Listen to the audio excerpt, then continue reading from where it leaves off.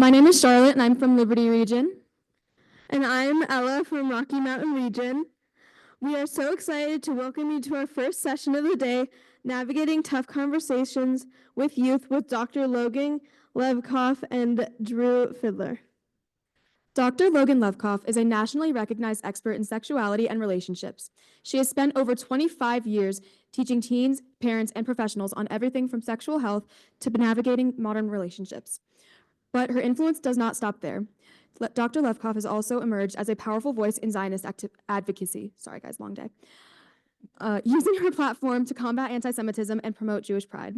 Whether she's appearing on major news networks, speaking at top institutions, or challenging social norms online, Dr. Levkoff brings fearless honesty, deep expertise, and an unwavering commitment to education and activism. Drew Fidler is dedicated to making youth-serving organizations safer and healthier for adolescents. As the Senior Director of BBYO Center for Adolescent Wellness, she helps create environments where teens can thrive. With a background in forensic interviewing, child protection, and mental health advocacy, Drew has trained thousands of professionals on best practices for youth safety and well-being. Passionate about equipping organizations with the tools to support young people, she brings expertise, compassion, and deep commitment to adolescent wellness. Please join us in welcoming Dr. Logan Levkoff for the keynote, followed by a Q&A with Drew Fidler. Thank you. Thank you so much. So appreciate it. Hello, everyone. So nice to see you here today. So despite the fact that I've spent almost 3 decades in the field of sexuality, teaching kids and teens and adults, despite the fact that there was a time when I was the most fun person to have at a party because everyone would share their secrets with me, despite the fact that if you came on a trip with me, I would often come with gifts from the brands that I was working with. See, I was fun, a lot of fun. Despite those things, today at the age of 48, my main title is now Professional Jewish Mother. By the way, I am very proud of that title, you should know. But the thing is, I really didn't expect that I would be more known these days for my unapologetic stance on Judaism and Israel than sex and sexuality. I really didn't imagine that the hate mail that I would get regularly these days would be worse than when I was a 20-something talking about sex in often conservative spaces. Alas, here we are. So here's the thing. My brand, and I hate that word, that is like not language I use, but I think it kind of makes sense here. My brand has always been difficult conversations. And apparently the difficult conversation du jour is no longer sex and sexuality. It is very much speaking up as Jews and for Israel. So I guess it's a natural fit. So when I think about the words that make me feel proud, that resonate with me, the two that come to mind are fearless and unapologetic. Some people might also say relentless. I will accept that too. These are and were the qualities that made me really good at my job. I boldly talked about issues that people considered taboo. I proudly stood up to TV pundits who were not always that respectful to me. And I fought and still fight for my students, for their right to be seen, to live with dignity, to access information that is empowering and inclusive and life-affirming. And I still talk to kids and teens about sex. So in reality, you need to have a healthy dose of fearlessness and maybe just a little bit of masochism to do this gig. I would be lying to you if I said I wasn't always fearless. I was. I was the high schooler who, in order to pass a bill on gay marriage in 1992 at Cornell Model Congress, told everyone that my parents were gay. My parents are not gay. But we did have to have a sit-down conversation when the rumor came back to them 3 days later. They were proud, though, I have to say. And the bill passed, in case you were wondering.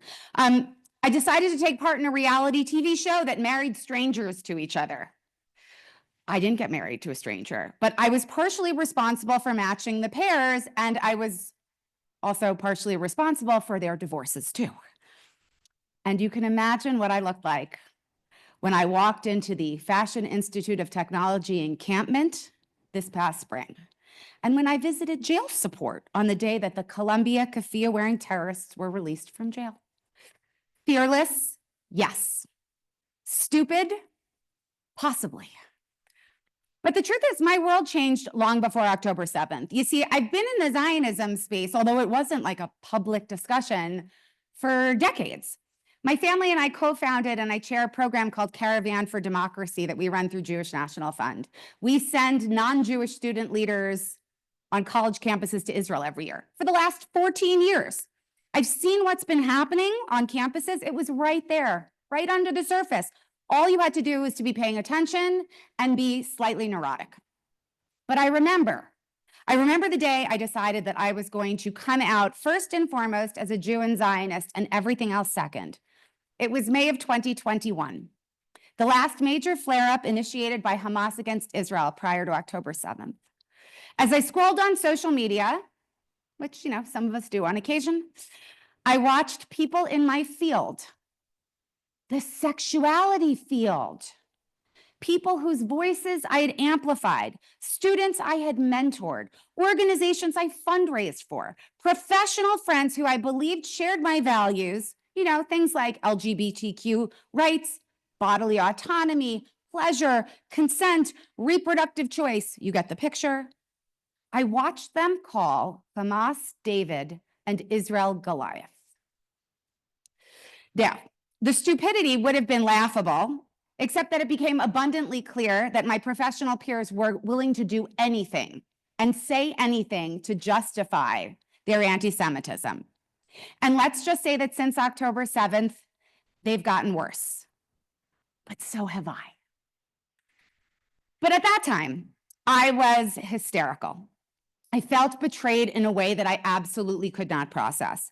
After a few hours of crying, I made a promise for my children, for my deceased grandparents, for our community, that I would never enter a space again without people knowing that I was a Jew, that I was a Zionist, and that everything I did, everything that I spoke about was informed by those values. And if you wanted me as a sexologist, well, you were going to have to take all of me. Now, my professional and social circles have gotten slightly smaller these days, but I will tell you, they've gotten better, significantly better.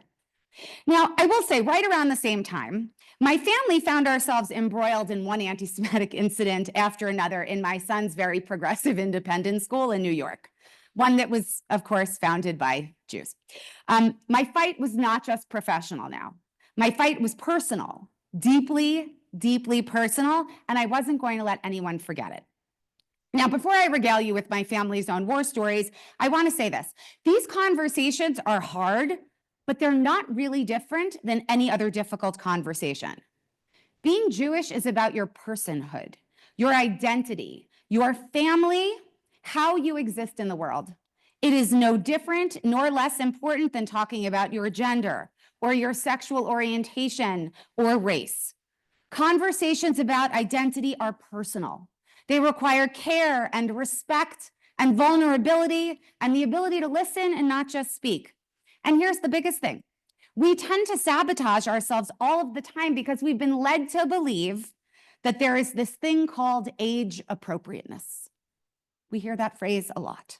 It is a phrase that has been used to gatekeep information rather than encourage conversation. It is a phrase that suggests that there is a magical age or culturally appropriate time in which young people can tolerate information. This is literally like the least helpful strategy for raising young people. So let me put it in terms that make sense. Age appropriateness really refers to delivery, not content, your body language, the words you use, how much information you give, your agenda. That's delivery, not content. If a young person has a question, it deserves to be answered. And yes, sure, you should get the context first.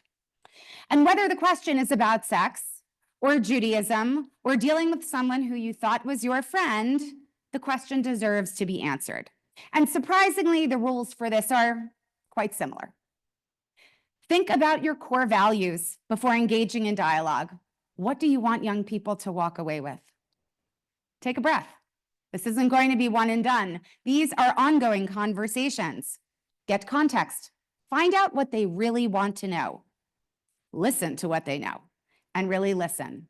I am still constantly surprised at what our young people are exposed to, and this will help us best craft our answers. Admit when you don't have an answer, but find it. Use opportunities. This is going to be really hard. I'm sorry. Use opportunities from pop culture and social media to initiate conversations. That's so rough these days. I don't even know how I have it on this list. Just turn on. Oh, look, there it is. Don't make assumptions.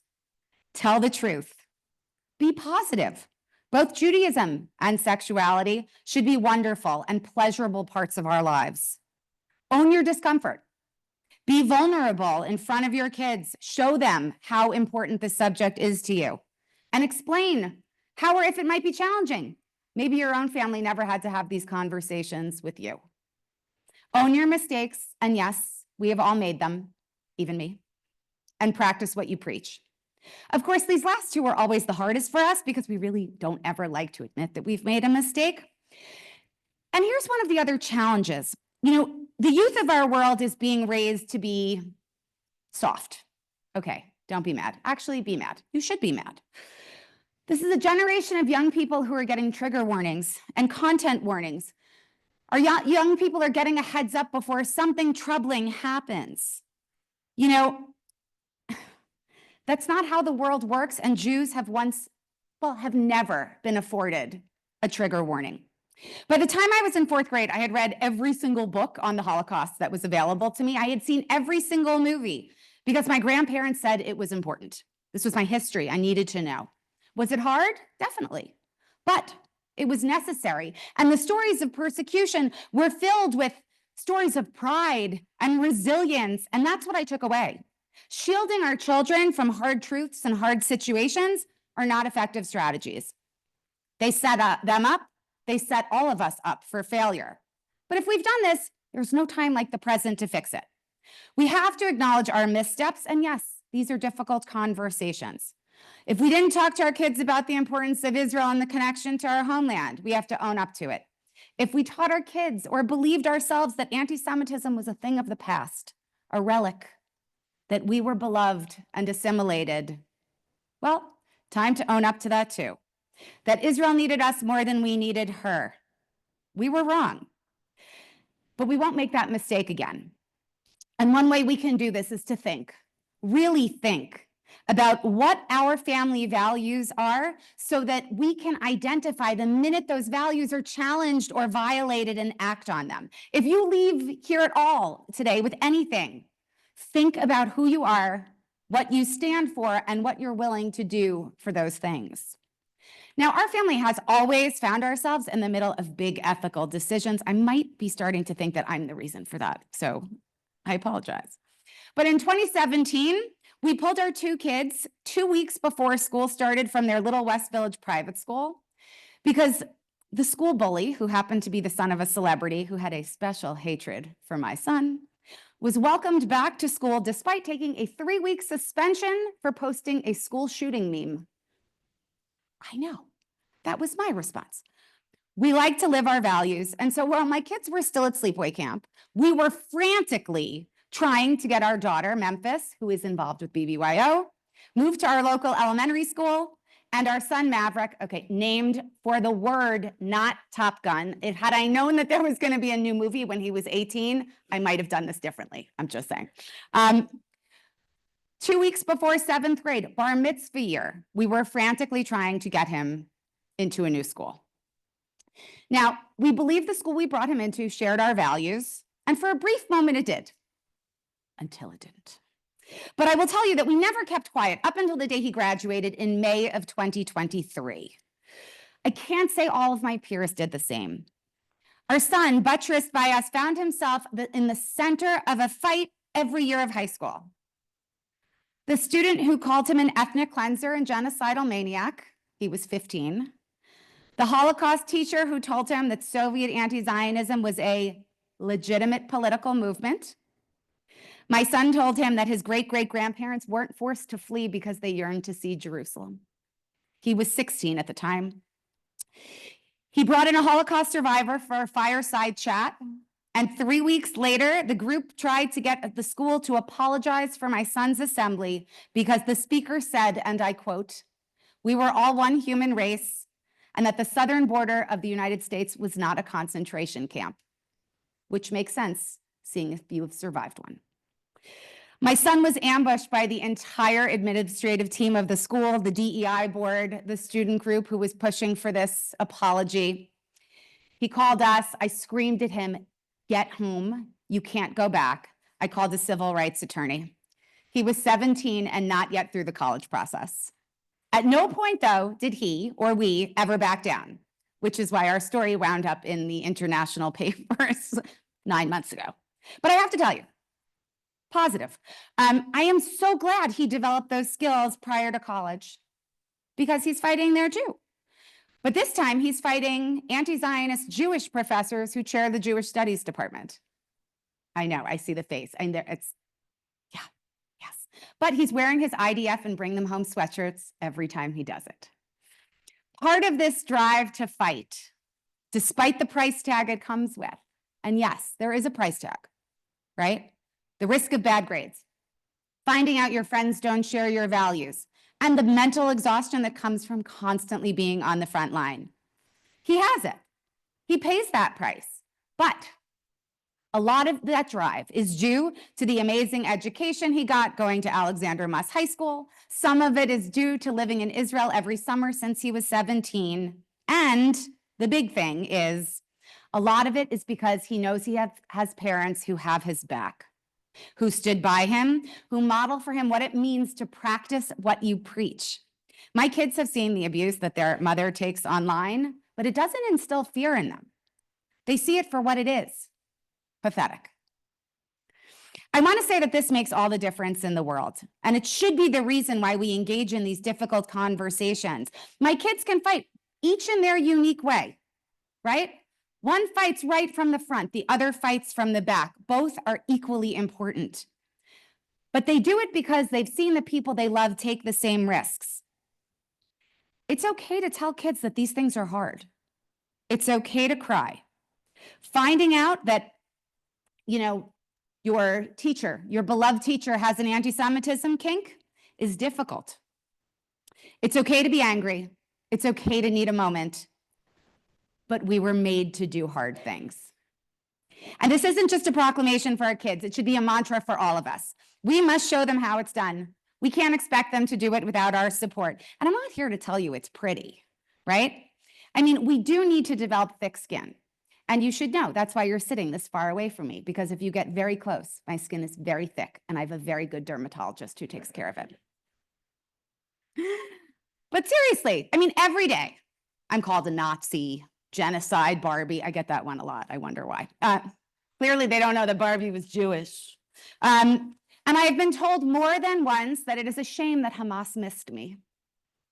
Yeah, I mean, it's disgusting, particularly because it's so unoriginal these days. But it's also so offensive that it's worth highlighting. In fact, it's what I've done over the last couple of years to take ownership of these difficult conversations. I really like to reply to bigots in video form. And in case you're wondering, if there's one thing that Jew haters despise more than anything, it's a Jewish woman who smiles at them. So I smile a lot. It's great. Now, I have to be honest, my husband was not really a fan of these videos. Still might not be. But I had a mission. One was I wanted to make sure my friends were seeing that anti-Semitism was something they could not hide from, because if I was getting it, there was no way that their kids weren't getting it. And two, I wanted to show people that we can control the difficult public conversation by controlling the narrative and doing it with sass and facts and, of course, a smile. And, it works. It gets people talking. We've all seen what's at stake. It's not just about Israel. It never has been. It's about us, right? It's about whether future generations of Jews will embrace not just Zionism, but their Jewish identity. That's what this is about. That's the long game for our enemy. We need to encourage our kids to embrace their feelings and trust their gut. Difficult conversation should also have actionable items. If a teacher or a friend says something about Jews or Israel that feels off, teach them to write it down to discuss with you later. Keeping track of anti-Semitic incidents is critically important. Sending them to your school administration or employer and CCing yourself to confirm the timestamp is essential. I cannot believe I actually have to say that, but I'm telling you, that is what we do. We cover all of our bases. And our difficult conversations can be field trips too. Now, obviously, we're at BBYO, so, take your children to Israel, even now, especially now. Learn conversational Hebrew, which I'm attempting to do now, and it is so hard. I just say. And also when you go to Israel and everyone's like, it's okay, you can speak English. No, I'll never learn, ever. I think that we've made a mistake.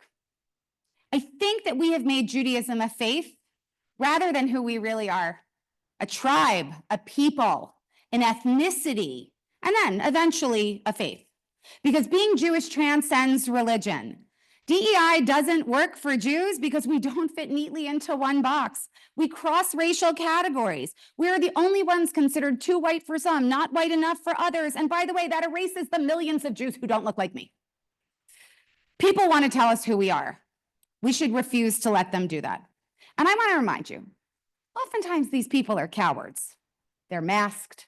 They're anonymous avatars online. Sometimes they have a lot of letters and numbers and a screen name. But here's the thing, being fearless, not everyone has to be me. Navigating difficult conversations isn't an all or nothing gig. And you're here, which is half the battle, showing up, making sure people know we are all part of this army. We are part of a winning team. We have survived and thrived despite thousands of years of the odds being stacked against us over and over again. We were made for this moment. So yeah, are conversations about anti-Semitism and identity and sexuality difficult? Sure. They shouldn't be, but they are. And part of that is because we have been taught to be good. It's not a bad thing. We want to be good. Tikkun olam, repair the world. But tikkun olam didn't mean repair the world and sacrifice yourself in the process. We've been there for everyone else. This is our moment when we get to focus on who we are and protecting our tribe. After October 7th, there was someone on Twitter, or X, or the artist formerly known as Twitter, I don't know what we call it these days, but someone started trolling me relentlessly, like saying horrible, horrible things about me, Israel, the IDF. Sometimes I engaged, sometimes I ignored it. To be honest, I found this person to be so stupid. Engaging, it was like sport for me. It was like fun at times. But months later, we were sitting down at dinner and I saw that this person had posted something else about me. And this time, it felt personal. She referred to knowing me personally. She couldn't believe at one point she had liked me. We did a little digging. She did know me. The person who had been anonymously harassing me for months was the mother of the goalie on my son's travel ice hockey team his senior year. A woman I had lunch with, spent weekends in shitty motels with, spent a lot of time with over a year. Once her identity was outed, she was quiet for a while, and then a few months ago, she was back. One of the things about, operating in this unapologetic, fearless space is that you start to just put things into perspective. We are warriors because we have had to be. It is in our DNA. And I have learned that I will not tolerate moral equivalencies or denialism or justification. And now that I knew she was back, the gloves were off. So I screenshotted all of her horrible messages and posted them online with her name and Instagram handle. And I said that if she wanted attention, I would be happy to give her some. And then I went to sleep. Yeah. Well, the next morning, the husband texts me, you can imagine, and he says, Logan, Laura texted me and said she hired a defamation attorney and she's going to sue you. Do you need to call a lawyer? Now, the undertone was clear. This did not please him. Again, proud, did not please him one bit. So I begrudgingly picked up the phone, and of course I had done nothing wrong, and the amazing team of lawyers at the Lawfare Project, whose main purpose is to protect and defend Jewish civil rights, said they would be happy to put her name in the papers if she decided to continue down this path. Now, while I didn't really want to be sued, I did think this could be an amazing front page cover story of like a newspaper. Jew hater sues Jew she's been trolling anonymously online. Like, I thought there could be like a lot of great media attached to this. I clearly have something wrong with me, obviously. I like to see things like this as opportunities, because what do we have to lose? Cancellation? If being on the right side of an issue, if being on the ethical side means cancellation, cancel me.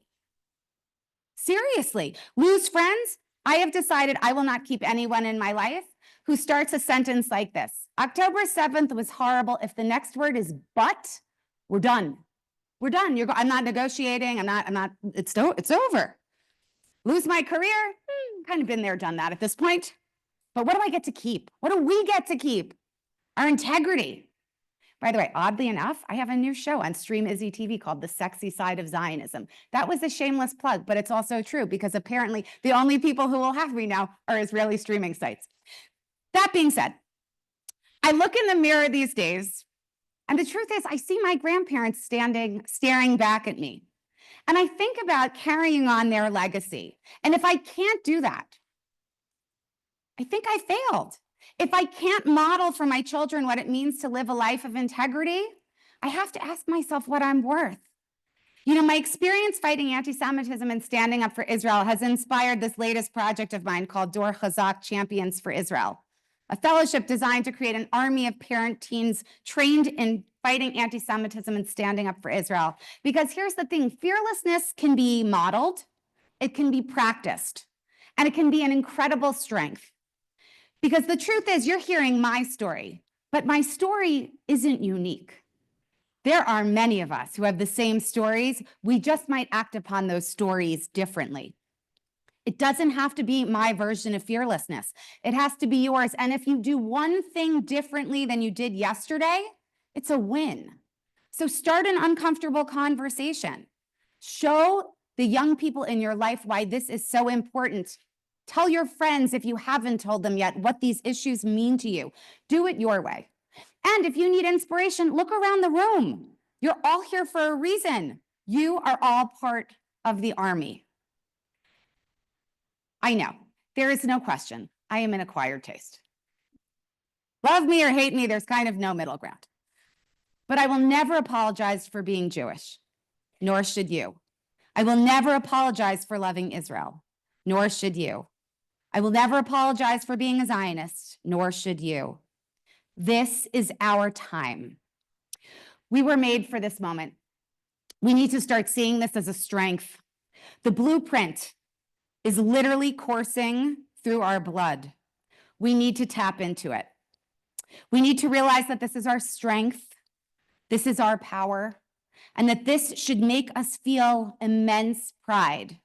And it should make any difficult conversation that we have so much more impactful because we know what's at stake. And you know what? We've got this. Am Yisrael Chai.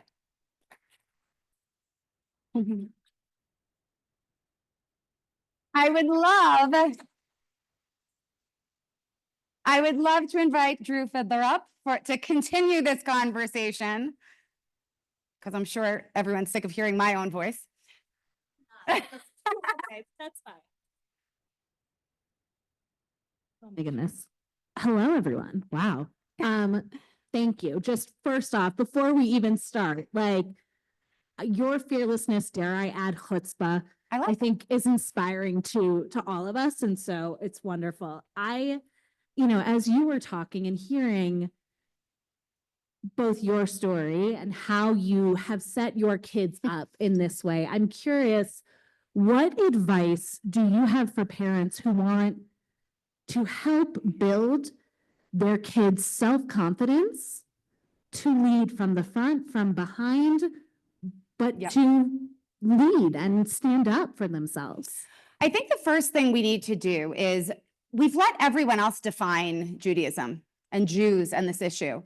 And what we could be doing first and foremost is instilling in our young people the pride and the story and the fact that we are on a winning team. Where are the Assyrians? Just saying. Not here.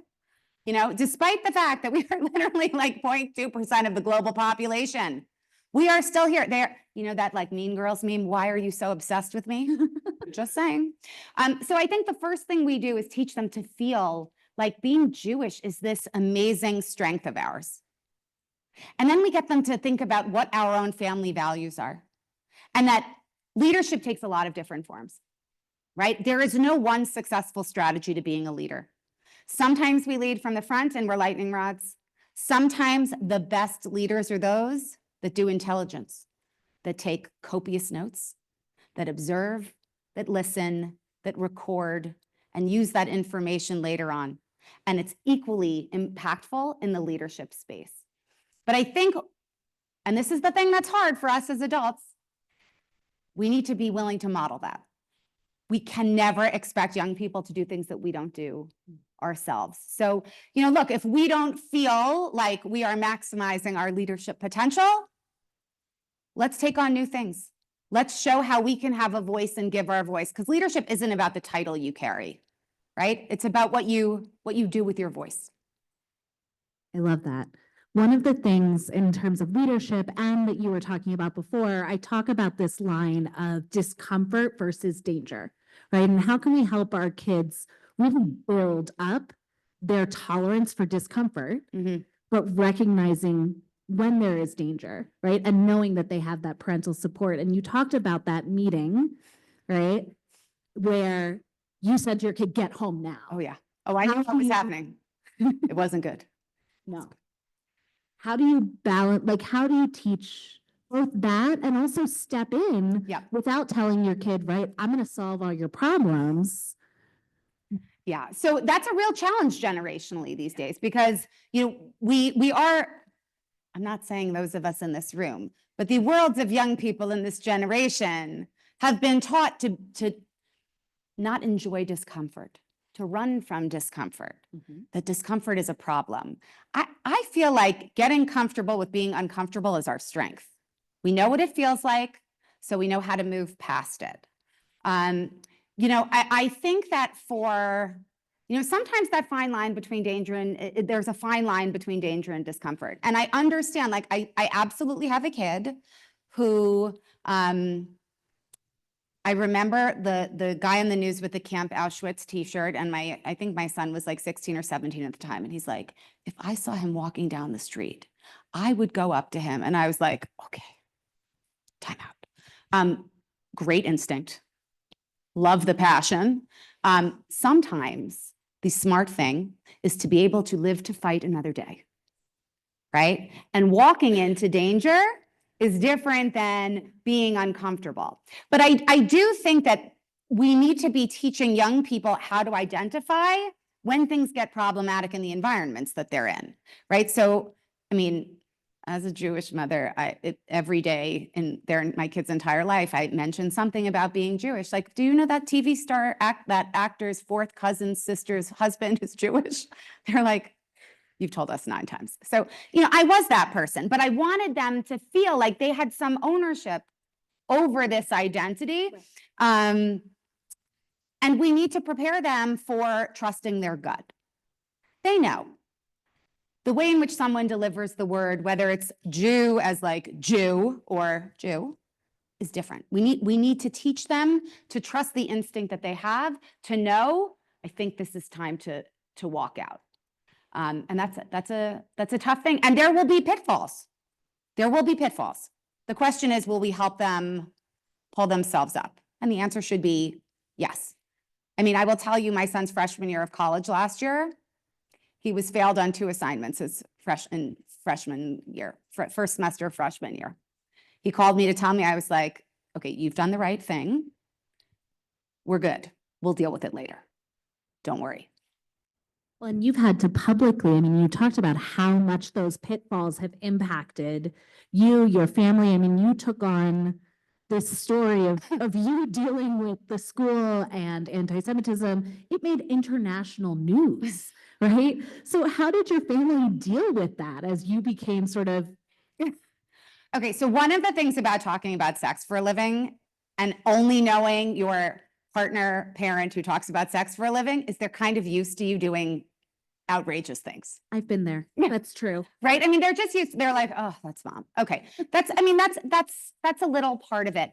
But the truth is, before I pressed send on this post that basically blew the whistle on our experiences, which I had never kept quiet, just so you know. I thought every year we wrote letter. I'm a very good letter writer. If you need anyone I write excellent aggressive letters. Threatening, but excellent. And so I almost forgot what I was going to say. That's great. This is one of those things. Dealing with it publicly, Oh, taking that on, how your family... Yeah, sorry. So before I pressed send on this post, I looked at my family and said, you have to be okay with it. I asked them. I said, I don't know what's coming back. It could be ugly. You could be involved. Their comment to me was, press send. So again, there are ways to do things where your family isn't exposed. There was no way that my family wasn't going to be exposed by this story, but I had their buy-in to do it. And there are social consequences. I had friends who, after my son had graduated, who were sending me screenshots of WhatsApp groups where, you know who some of the Jewish parents were angry at? Me, because I made their lives a little less comfortable. Because they said it wasn't that bad. I said, well, it's so nice that you could speak for me. But here's the thing. I will still fight for our people, even if it sometimes are people that are angry at me, because it's the right thing to do. And again, there are lots of ways to do this. I did it big, really, because I had a platform to do it. And I felt like this was a moment where the school would finally have to deal with the problems that they had. But I am going to say something. My son graduated 5 months before October 7th. I can't tell you this would have turned out differently if he had been a senior there post October 7th. I mean, I can only imagine what that would have looked like. I don't know if we would have wound up staying. By the way, I don't know what my son would have done. He's volunteered on 3 IDF bases with Sarel. I mean, he spends every summer in Israel. I don't know, but I'm sure it would not have been good. As you walk through, I mean, he's on campus now, right? You have another kiddo. How are you navigating this next step with them around, I mean, it was October 7th. We are no longer in that world. We are now, I mean, it's not like things have quieted down. I think they keep ratcheting up. How are you sort of walking through that with them? Both letting them lead, but then also leading yourself in this way? It's a great question. When we were looking at just colleges, and again, part of it is because I spent time with the Caravan for Democracy program. I saw what was happening on college campuses. I knew that we had to ask certain questions when we were considering schools. And I said to our son, and the same way I say to my daughter, you get to decide what these 4 years are going to be like. First of all, there's no place that's perfect. Let's be honest. Everything has an issue. Every place has an issue. It's just a matter of what that issue is and how bad it is, right? But there is no place. I really don't know a single place that is immune to all things. I said, you get to decide. You get to decide how you want to spend 4 years. Do you want to constantly be every day fighting for your identity, or do you want to get to be a college kid, like a dumb 18-year-old figuring it out? There's not a right or wrong answer to that, by the way, because still, even not putting yourself in the line of fire over and over again, you still develop the skills to figure out who you are, right? So there's not a right or wrong in all of this. I do think we are in a different time, and I think that means for us as parents, as caregivers, as grandparents, aunts and uncles, educators, we need to prepare them for the realities that they might face, because they will face it. They will face it. But again, we can do it in a way that doesn't make them scared. We can do it in a way that infuses in them a sense of pride and excitement and that we've got this attitude. I mean, that's why all these young people are at BBYO, because they know. They know they are part of a fierce tribe and they've got this. You know, it's interesting as you speak as a mom of two Israeli American kids, right? I hear so much of, now I forgot what I was gonna say, so it's fine. We're on the same page today. Good. But I hear so much of this instilling pride in who they are, right? Mhm. Giving them agency, helping them to find their voice, giving them environments where they can practice, feel support, and also know that they have that support should they need someone to fall back on, right? We talk all the time in mental health, people, programs, places, and how are we building up that bench of support as they move out into the world. Mhm. And so I think so much of what you're talking about is really building up that bench and building up that instinct within them. Very, very much so. And I can't underestimate, or sorry, I can't overestimate the role that we have as adults in the community with young people. We can give them every tool in the world. If we don't model for them what it means to take risks when the stakes are high, they can't do it. They want to do it, but they can't, right? There's a limit to what they can do. So we can prepare them with all of these things, but when push comes to shove, they have to see that we're willing to do it too. And that's how we create a really powerful army of Jews filled with pride, who know what's at stake, who know who they are as a people, who know that speaking up against atrocities is the right ethical thing. That being willing to take a bad grade from a teacher who says that Hamas has done good things. By the way, that comes from a personal example recently. If you can't stand up, you need to stand up for that. And know that you have a community of people who have your back. And also know how to use the systems that you're in, whether it's teaching our young people to meet with the deans, how to file bias reports, find their Jewish communities, depending on what states they're in, whether or not they can record conversations in a classroom or not, you know, with accessibility rules. Like, these things all matter. Writing things down matters. We have to be smarter and savvier, right? The other side played the long game. We're being caught on our a little bit flat-footed, but we know now, we've woken up. So, okay, we're awake. Now we fight back and we use the tools that we have. And we've been here a long time. Where can someone who doesn't know those things, right? Who doesn't know maybe two-party consent laws, right? And that's even going further down. But Yeah. Where can you find what those resources are, what those legal recourses are in your state? Where can a parent or parent and a teen partner to sort of learn some of that information? Well, I will say there are incredible resources online. I mean, the Lawfare Project for me has been like a godsend in so many ways. And the Brandeis Center, there's so many organizations that are fighting for Jews, right? Fighting for Zionism, fighting for Jewish civil rights.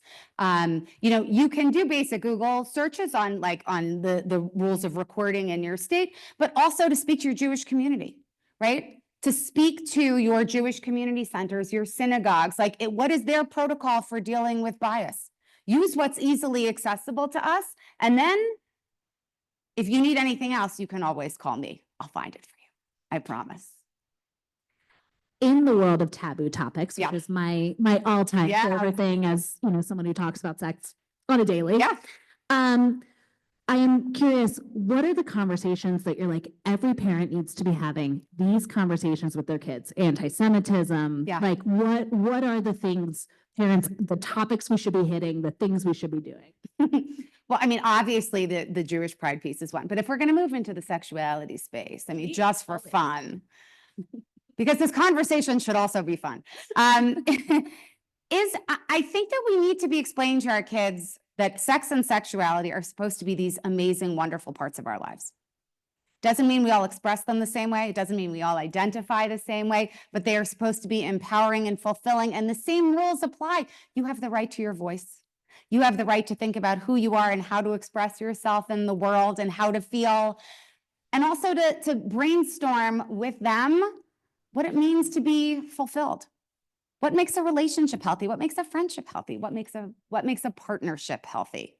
I will say that with all of my students in the very long time that I've been teaching, that and by the way, I started as a 15-year-old peer HIV and AIDS educator because I came home after school one day and there were condoms and bananas on my dinner table, and my parents said, "This is how you use a condom, and next week you go to peer training." Oh, so difficult conversations. It was a brand new thing for you when Yeah. you decided to get into this. Totally. But I don't think my parents expected that was going to be the beginning of my career. When I said, I'm going to grad school to study sex, they're like, what does one do with that career? I said, I have no idea, but I'm not going to law school.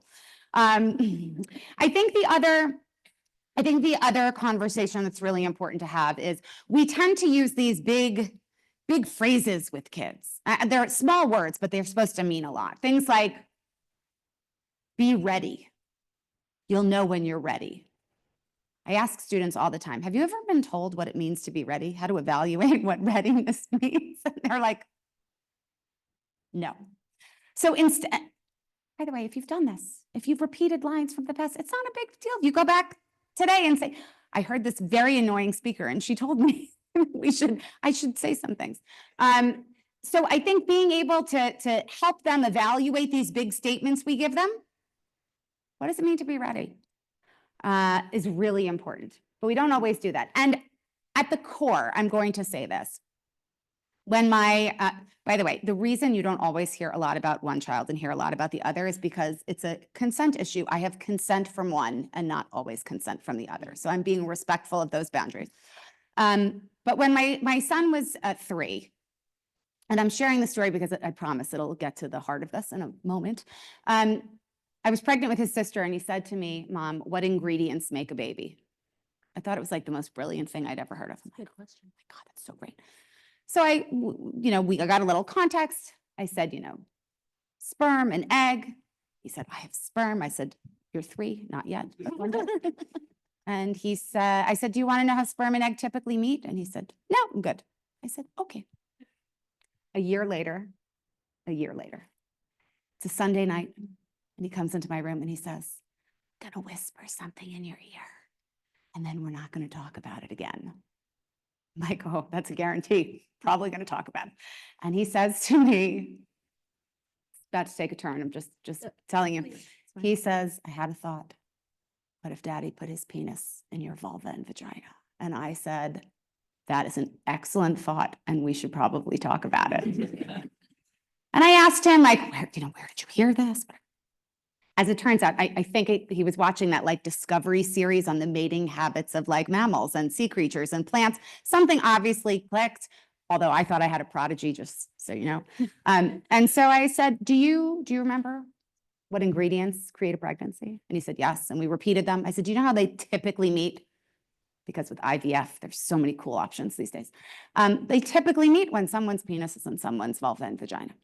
I said, so you're right. He was so proud. I'm like, amazing. Thank you for having that conversation with me. I'm so appreciative. If you have any other questions, let me know. Great. He goes to bed. His Jewish grandmother calls. You